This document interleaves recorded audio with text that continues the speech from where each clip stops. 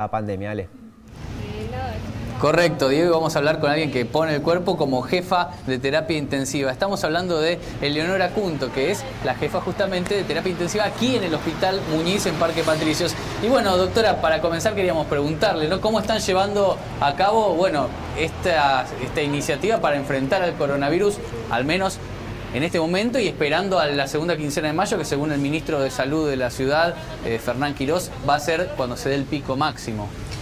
Bueno, esto se inició en el mes de enero, a fines del mes de enero, con reuniones. Primero lo que se hizo es programar una estrategia para la cual ahora se está aplicando. Todos sabemos que esta enfermedad cambia día a día, así que lo que hacemos es reevaluar si lo que aplicamos y lo que instituimos en forma continua, si es adecuado para la situación que se presenta. ¿Qué es lo que cambia de la enfermedad? Bueno, por ejemplo, la definición de caso. Ya eso viene cambiando desde sus inicios. Al principio se lo definía y se la relacionaba exclusivamente con aquellos que viajaban, que regresaban al país y que habían ido a zonas donde había circulación viral. Ahora ya no. Ahora, si bien es un antecedente, porque la mitad de los pacientes, un poco menos ya, la mitad de los pacientes que nosotros recibimos, y a nivel nacional también, según las estadísticas publicadas, ¿no? Son pacientes que han regresado de otros países. Es de público conocimiento que todavía quedan argentinos en el exterior, así que cuando regresen también hay que tenerlos en cuenta, pero también como hay circulación viral en el país, por ejemplo en la ciudad de Buenos Aires, en la provincia de Buenos Aires, Chaco, entonces ya digamos que el viaje no es tan contundente, digamos que es un antecedente más. Eso es una de las cosas que ha cambiado. Otra de las cosas que han cambiado son las protecciones con respecto a los trabajadores de la salud, a todos. Se va como instruyendo y uno va aprendiendo con el día a día en qué nos equivocamos, en qué mejoramos, cómo variar las estrategias. Bueno, todo eso hace que uno se esté reuniendo y replanteando las diferentes situaciones, ¿no es cierto? ¿Usted está en contacto con pacientes con coronavirus? En realidad yo estoy en contacto indirecto, por decirlo así. Yo voy a verlos, pero siempre se trata en esta enfermedad de tener el menor contacto posible. Es decir, se selecciona una o dos personas que son las que se van a... Personas, hablo trabajadores de la salud, ¿no? Obviamente. Sí. Se selecciona a ver quién puede o quién es el más apto para poder evaluar a todos los pacientes. No es que van 10 médicos o 10 enfermeros.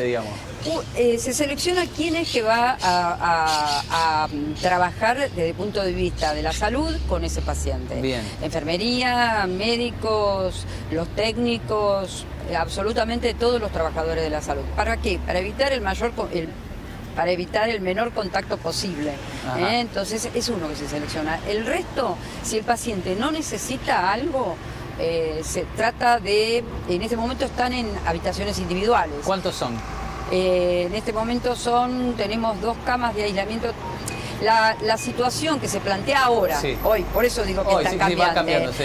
Tenemos 2 unidades principales donde se internan los pacientes. Una es de aislamiento para casos sospechosos y la otra es de aislamiento para casos confirmados de COVID-19. En la de sospechosos ahí quedarían 2 camas. Pero estamos a la espera de resultados, que ahora están bastante agilizados porque han ingresado en los reactivos para poder hacer lo que todo el mundo conoce, la PCR, para hacer el diagnóstico definitivo, y lo que hacemos es dar altas o muchas veces los derivamos a hoteles o lo pasamos, si es positivo, a la otra unidad. Bien. Así que sí, estamos bastante tranquilos en ese sentido. ¿Están tranquilos? ¿No? Sí, sí. En el último reporte... Tranquilos no. Alerta, pero...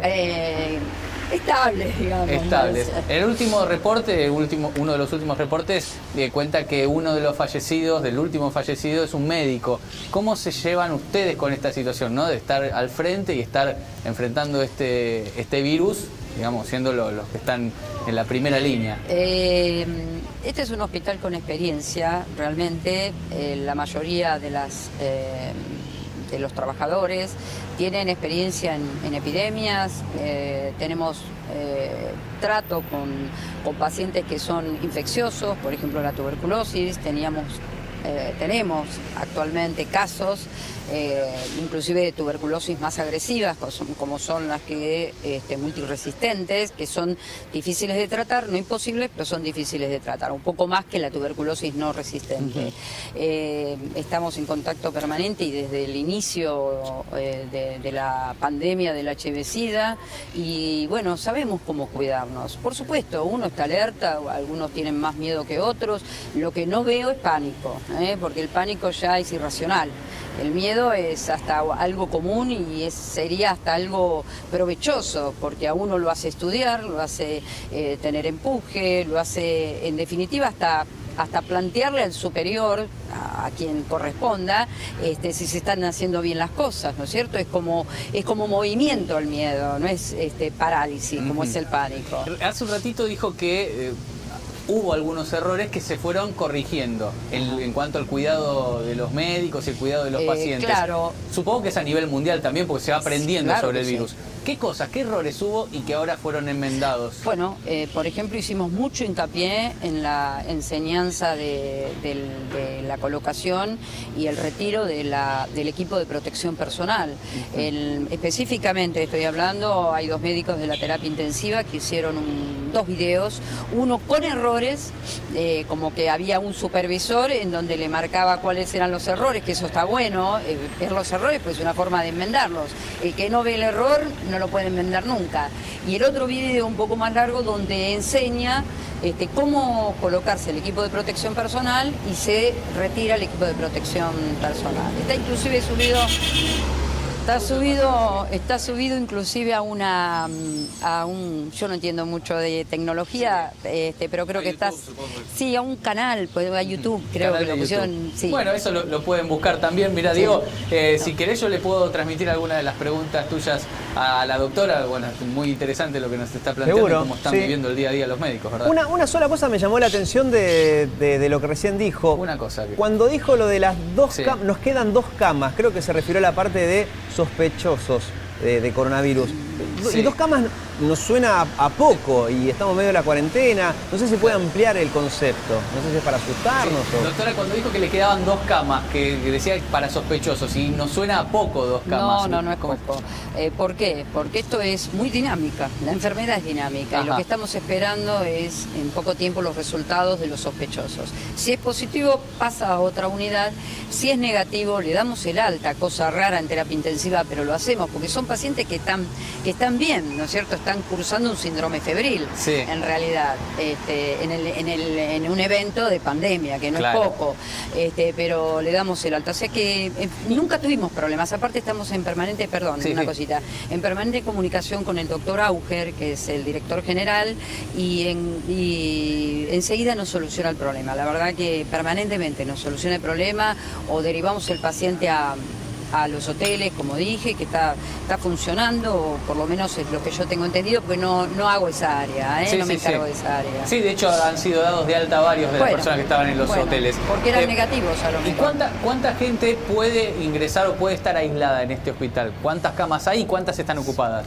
En este momento hay... digo en este momento porque se está proyectando mucho más, que es incluir el pabellón Koch, pero me gustaría que le preguntaras al director, sí, que es el que supervisa claro, esto. Claro. Yo hablo de mi área. En mi área hay 8 camas para sospechosos y para pacientes sospechosos y 12 camas para pacientes confirmados. Bien. O sea que no es poco, para nada. Ojalá nunca llegamos... Ahí? Confirmados hay 3 en este momento, sí, que es otra unidad, sí, están separados, porque el sospechoso no significa que lo sea, claro. Entonces hay que esperar que si es positivo pasa a la unidad, a la otra unidad, y si es negativo le damos el alta. Bien. Así que con recaudo claro. Y con escudamiento, como todo el mundo, ¿no? Con cuarentena, como le dicen, ahí está. ¿Diego? Clarísimo, entonces. Gracias, Ale. Nos da mucha tranquilidad, no solamente la manera que explica, sino la manera, ¿no? Lo mismo pasa cuando hablan los funcionarios, los que saben, ¿no? Básicamente, hay una gran diferencia en la tele entre el que sabe y el que no sabe. Y básicamente hay que escuchar a los que saben. Hace mucho. Seguro. Gracias, Ale.